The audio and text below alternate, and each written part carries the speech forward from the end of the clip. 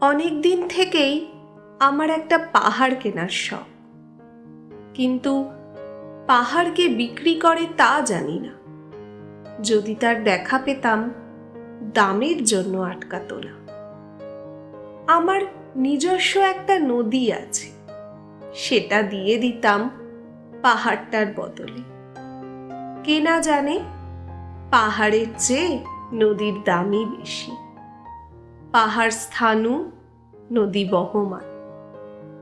তবু আমি নদীর বদলে পাহাড়টাই কিনতাম, কারণ আমি ঠকতে চাই।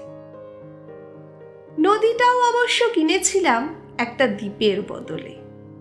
ছেলেবেলায় আমার বেশ ছোট্ট খাট্ট ছিমছাম একটা দ্বীপ ছিল, সেখানে অসংখ্য প্রজাপতি।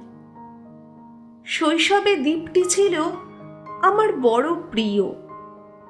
আমার যৌবনে দ্বীপটি আমার কাছে মাপে ছোট লাগলো। প্রবহমান ছিপছিপে তন্নি নদীটি বেশ পছন্দ হলো আমার। বন্ধুরা বলল, ওইটুকু একটা দ্বীপের বিনিময়ে এত বড় একটা নদী পেয়েছিস, খুব জিতেছিস তো মাইরি। তখন জয়ের আনন্দে আমি বিহ্বল হতাম। তখন সত্যিই আমি ভালোবাসতাম নদীটিকে। নদী আমার অনেক প্রশ্নের উত্তর দিত, যেমন, বলো তো আজ সন্ধ্যাবেলা বৃষ্টি হবে কিনা। সে বলতো, আজ এখানে দক্ষিণ গরম হাওয়া, শুধু একটি ছোট্ট দ্বীপে বৃষ্টি। সে কি প্রবল বৃষ্টি, যেন একটা উৎসব। আমি সেই দ্বীপে আর যেতে পারি না।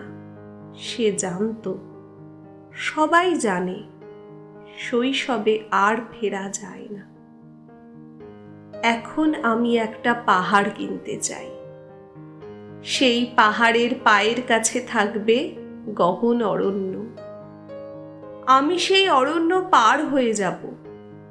তারপর শুধু রুক্ষ কঠিন পাহাড়, একেবারে চূড়ায় মাথার খুব কাছে আকাশ, নিচে বিপুলা পৃথিবী, চরাচরে তীব্র নির্জনতা।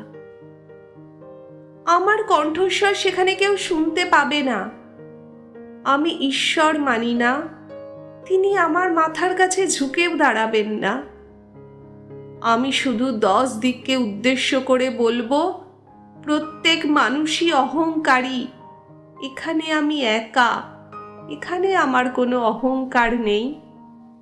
এখানে জয়ী হবার বদলে ক্ষমা চাইতে ভালো লাগে। হে 10 দিক, আমি কোনো দোষ করিনি, আমাকে ক্ষমা করো। ধন্যবাদ।